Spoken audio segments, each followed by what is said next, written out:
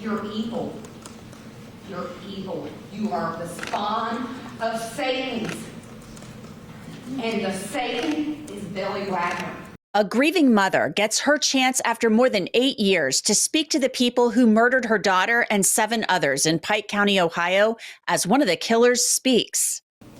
And I can tell you today, I am not sorry I got caught. I'm sorry for what I've done, but I am glad I got caught. I take you to the emotional sentencing with the most stunning moments. All you had to do was call in. Stop the whole thing.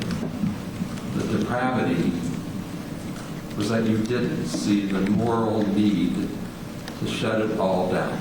Plus, I'll give you the details about why there's tension between the judge and the special prosecutor. Welcome to Crime Fix. I'm Angenette Levy.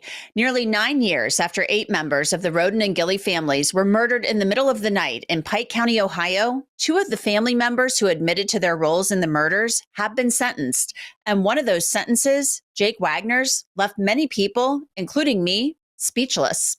I'll talk more about that in just a little bit, but first, a little background on the case. I've been covering it since day one. On April 22nd, 2016, 8 members of the Rhoden and Gilley families were shot to death in 4 different locations in the middle of the night. Most of them were sleeping when they were shot, and some had children by their sides. The case has been called the largest criminal investigation in Ohio's history. Some family members of the victims feared that these murders would never be solved. Chris Rhoden Sr. and his cousin Gary Rhoden were shot in Chris's trailer. Chris's ex-wife Dana Rhoden and their children, Hannah Mae and 16-year-old Chris Jr., were shot in their trailer down the road. Hannah Mae's 4-day-old daughter was laying in the bed next to her. And Dana and Chris's oldest son, Frankie, and his fiancée, Hannah Hazel Gilley, were shot as they slept, their 6-month-old baby boy in the bed between them. And Frankie's older son, with another woman, was also in the home. Kenneth Rhoden was found shot once in the eye later that day in his camper, miles away. One thing that was always curious, none of the children who were there at the time of the murders were hurt. In October of 2018, more than 2.5 years after the murders, Jake Wagner, his older brother George Wagner, and their parents, Billy Wagner and Angela Wagner, were charged with conspiring to murder the Rhodens and Hannah Hazel Gilley. Rita Newcomb, Angela's mother, was accused of forging custody documents for Jake and George's children. She later pleaded guilty to lying at her daughter's request about notarizing those custody documents. The motive? Prosecutors said that Jake Wagner and his family wanted sole custody of a daughter that he shared with Hannah Mae Rhoden. In 2021, on the 5th anniversary of the murders, Jake Wagner, in a shocking move, pleaded guilty to his role in the murders, and he agreed to a sentence of life without parole and said he would testify against his other family members in exchange for the death penalty being taken off the table for all of them. Months later, Angela Wagner then pleaded guilty to helping plan and cover up the murders.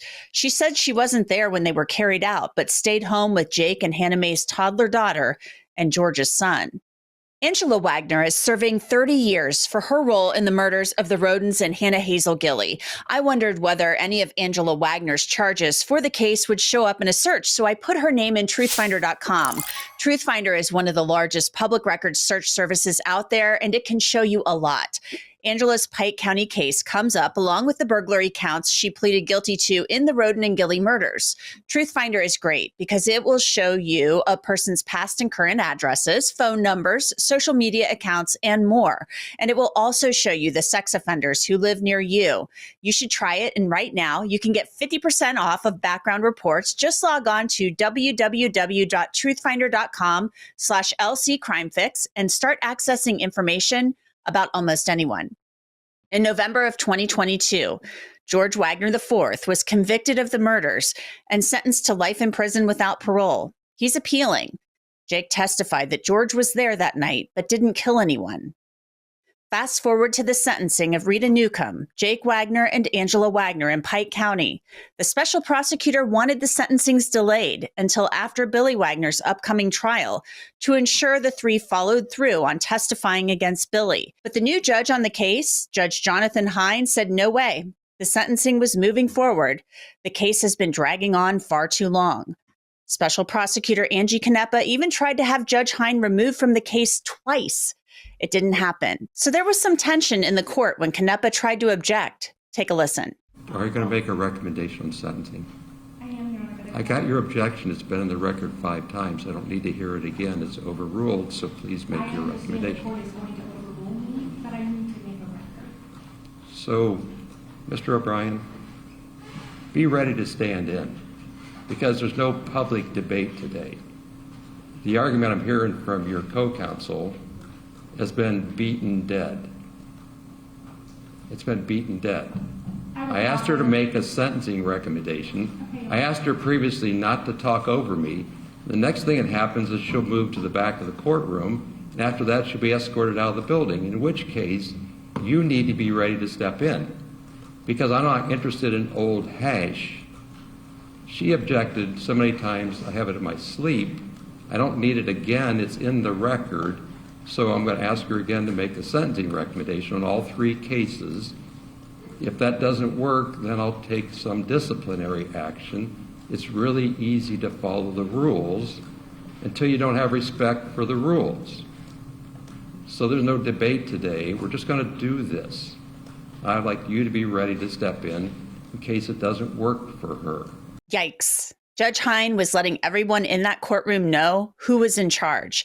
Canepa remained in the courtroom, and Judge Hine, in a decision that some found odd, allowed just 10 minutes for the victims to address the court. Hannah Hazel Gilley's mother, Andrea Shoemaker, was the first to speak, and she didn't hold back. You 3 don't plan to carry out and murder my grandson, Ruger, who was 6 months old, laying in the bed between his mom and dad, Frankie, Rhoden, and Hazel Gilley, let alone your granddaughter's mother. How greedy of a grandmother are you? How greedy. You killed your granddaughter's mother. You're evil. Now, because there are so many people involved in this case, I'll tell you again, Andrea Shoemaker is talking to Angela Wagner about the murder of Hannah Mae Rhoden, who shared a daughter with Jake Wagner. You can feel Shoemaker's pain. Let's pick it up where she left off. You're evil. You are the spawn of Satan's. And the Satan is Billy Wagner. You are the evilest mother to help plan, carry out, and take the lives of 3 other mothers. My daughter was only 20, and you want 30 years of your life behind bars. 30? She was 20! 20! She never even got to buy alcohol. She got 6 months of her life with her kid. 6 months. And Hannah Mae Rhoden, the love of your life, Jake Wagner. The love of your life. Your daughter's mother. She got 4 days. Kylie Rhoden got 4 days. Do you know what kind of questions I had to answer? First, it was bad people came in. Next, they seen your faces on the news. So guess what? I had to explain more. Because they're not little kids no more. They're not 6 months old. They're not 4 days old. Ruger's soon to be 10. 10 years he's been without a daddy to teach him how to fish, to teach him how to hunt, to do all the man things. He has to depend on uncles, cousins. Because of you, Jake. Greedy Jake Wagner. You. Shoemaker lets the entire courtroom know how much pain these murders have caused her and the children left behind. The children, who are now older, are growing up without parents. I want you to suffer. This is what I want. And I've told all of BCI. I want your mother to live and you boys to die as well as your dad. I want you to die so your mom feels the heartache of what it's like to bury a child. It's a heartache that never goes away. I hate you. You ruined my life. You ruined innocent children's lives. I hope you die. I pray every day you die. I pray your grandchildren and your children never want anything to do with you. And I hope they never do. Andrea Shoemaker continued by talking about some of the things that Jake Wagner did after the murders, and it's chilling. I hope your daughter hates you with a passion and as much heart as I hate you, Jake Wagner. You shook my hand and acted as if you was my friend. After you shot my daughter 5 times in the head. 5 times? Man, why her son laid between them. And Hannah Mae, she's holding her little girl. And you shot her. How cold and evil. You are the spawn of Satan. I'll say it again. Spawns of Satan, you and your brother. And you, evilness, created them. And Miss Rita, I feel so sorry for you because I know you're ashamed to have such a daughter and grandsons that evil. Because you was the first to feel the guilt and say you were sorry, and it was your Christian duty to tell the truth. So I have not very many words for you. My heart breaks for you to have such an evil, controlled God and spawns of Satan. Special Prosecutor Angie Canepa then read statements from 2 victims. One of them was Bobby Jo Manley, Dana Rhoden's sister, who discovered the bodies that morning. She called Jake Wagner a coward and said he didn't deserve to live, and said his daughter has lost everyone. It's difficult to hear, so listen very closely. It's taken anything from that child that you're supposed to action to body force. Your daughter will always remember you as a monster in a tower is nothing but more love and nuts. All I really want to know is why. Why did they all have to die? Why did you think you had the right to take 8 guys? Lisa Weisel, the niece of Chris, Dana, and Kenneth Rhoden, then spoke on behalf of the Rhoden family. Jake, we are no longer a family. You've said that over and over. We will always be family. No, we will not.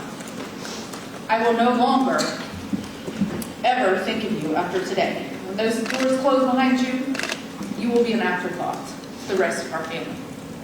Then it was time for Angela and Jake Wagner to speak. They planned the murders of 8 people.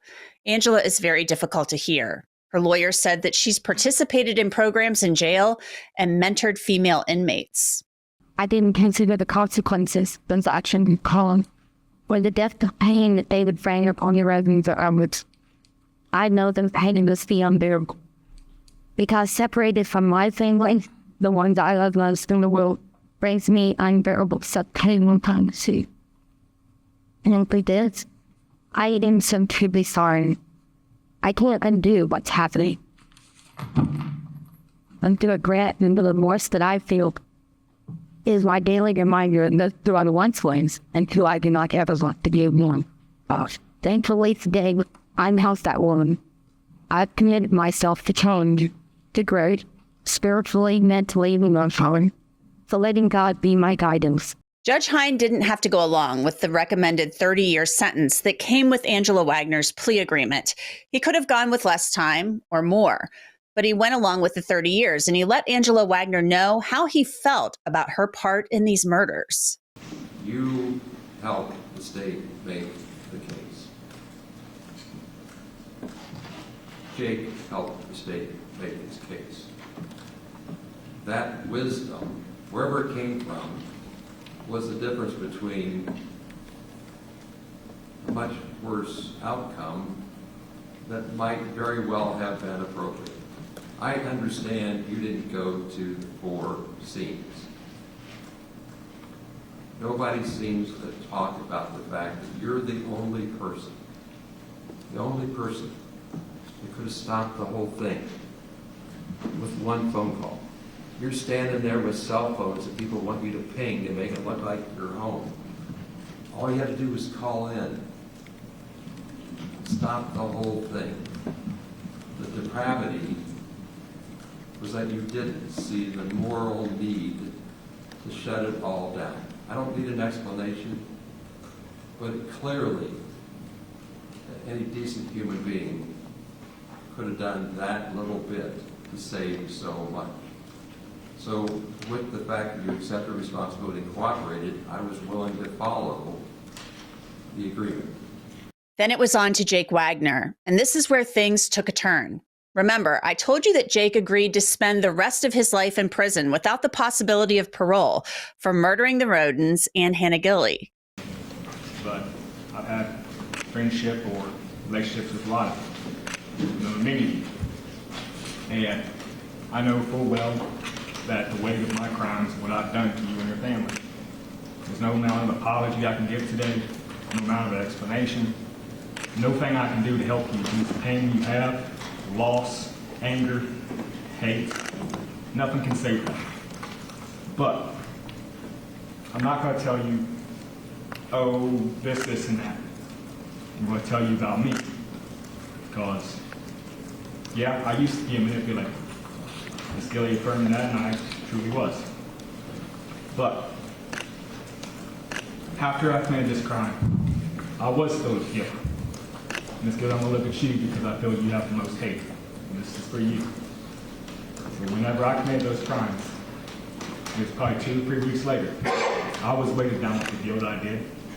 And I said the most sincere prayer to that day I ever said, to that day. And I asked God, didn't like what I did. Didn't like how I was living. Didn't like how the possibility of my daughter or even my nephew would grow up to be. And I asked God, I said, put me and my family back on the straight and narrow path by any means necessary. Jake Wagner believes he's been saved by Jesus. He gave that as a reason for pleading guilty and finally admitting to the murders. And he fancies himself as a pastor. He testified at George's trial that they actually call him Pastor Jake at the jail. And I can tell you today, I am not sorry I got caught. I'm sorry for what I've done. But I am glad I got caught. I 100% believe that it was Jesus who made me get caught to answer my prayer so he could become exactly who he's supposed to be to each of us, Lord and Savior. Because, Gilley, now I don't show much emotion. It's not in me. A quiet hour at night, just me and God, I do. I won't show much here. I'm kind of breaking up a little bit, but that's just me. I can tell you from my own experience, hate will not heal your heart. I'm not asking you to forgive me. I don't. But I ask you, if you are a woman of at least some kind of faith, you should really read the Bible, because hate won't do it. Hate will only condemn yourself. At one point, all of this became a little too much for some of the victims' families to stomach. They walked out of the courtroom. I committed murder. I committed every single sin that the Bible lists. Blasphemy, denying Christ, like Peter did. No, never actually said it. But I have been in silence, and I heard someone else say it. It's just as much sin. Me? I'm going to tell you exactly how God changed me. Now, I know it's taking a little bit extra time, but I feel the judge will allow this. It took me about 2 months after I was arrested. And I read that Bible twice, cover to cover. And I did not like what I found. Not the fact that it doesn't give salvation, but the fact that I realized I did not have it. I realized I did not have repentance and never did. At points, it almost felt as if Jake Wagner was lecturing members of the Rhoden and Gilley families about how he can feel their pain, and they were disgusted. And I can tell you, not in spite, but I'm not miserable. I don't live in misery. I've experienced your loss, I've experienced your pain. This is my mom mentioned, because I believe that God done this to me, so he could help me have the compassion and empathy to feel what you guys have felt. Shoot, he's taken my daughter from me, my nephew, those 2 more than precious people in my life. And he's done that, I believe, so that I would know how he feels about all his lost children. And that's what I do. I don't need to tell you about how good I am or this and that or what the things that I do, because it's not important. I tell you this only because I care for each of you, each of your pain, each of your loss and your sorrow. This sermon of sorts went on for some time, longer than the victim's family members spoke. Now take a look at this. And I don't care how much I get persecuted for being called a snitch, for being called everything under the sun. And it's odd because they don't criticize me for what I did, for the crime. They criticize me for taking the plea. They criticize me for standing up here and doing this, what I did for my brother. All of that. Mr. Wagner, wrap it up, will you please? My last sentence. I'm sorry. I just want you to know, Jesus has a cost. Obedience, repentance, and total commitment. That was the second time that Judge Hine told Jake Wagner to wrap it up. But Hine said Wagner's use of religion meant nothing to him. But what happened next was kind of shocking. Jake Wagner and his lawyers in 2021 agreed that he would spend the rest of his life in prison without the possibility of parole. But Judge Hine felt that might not be fair. First problem was a recommendation on your case that was the same as it was on your brother's, life without parole, which is what he got, right? How did he get there? He went to trial. He had 10 weeks of trial, and he had thousands of dollars and dozens of witnesses and emotional energy and staff energy, people energy, resources energy to get him to his conviction. Yet the recommendation here is the same, giving you no credit for all the cooperation that you gave. As Mr. McKinney said, if you don't have corroboration of the cooperative witness, you may not have any case. So I have to resolve the first problem is how is it that I'm supposed to treat you the same when in fact you didn't act the same? That's the first problem. The second problem is how do I resolve the good deal that your mom got? 30 years is a really long time. That's a really good deal for the level of the conduct, especially since she could have stopped the whole thing dead in its tracks before it ever happened. And I don't let her off the hook because she didn't go to the scene. I put her equally responsible because the eyes of the law put her equally responsible. So my second problem is how do I resolve what looks to me like some sort of gender violence? And here's how I resolve it. I give you the opportunity of parole after 20 years on your prison sentence. So you do 6 on the gun spec, you do 6 on the gun spec, you do life on all the other counts, everything concurrent, with the opportunity of parole at 20 years. So 32 years out, you get your chance because you cooperated, because you did something to acknowledge the responsibility for the crime. That's not appeal, but that's as close as I can come to solving the problem that's handed to me by these ancient plea agreements. If everybody wants the last judge's sentencing deal, they should have sentenced him under the last judge. Everybody knew Judge Deering was gone right after the last trial, but nobody rushed it in to get it, and when I show up, I solve the problems the way I'm supposed to. So you get your chance to talk to the parole board 32 years from now. And then they do their job, whatever it might be. So I'm not going to sign off on a deal where you get the same for cooperating as your brother does for going to trial. There's the explanation. It was kind of unbelievable. Even Jake Wagner's prior attorneys agreed he would get life without parole, but now Jake Wagner will get a chance to go in front of the parole board.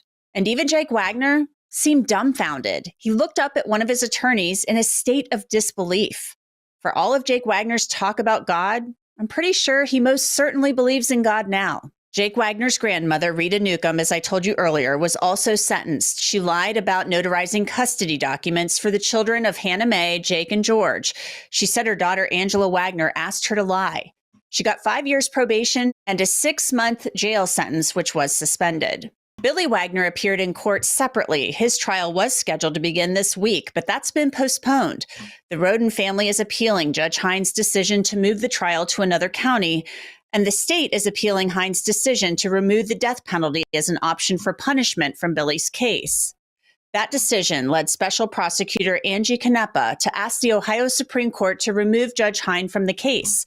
Canepa wanted the death penalty specifications to remain in place until Jake Wagner testified against his father as part of his plea deal. But the judge said there was no reason to keep them in place. Canepa accused Hine of being biased and asked the state's high court to remove him twice. Both requests were quickly denied.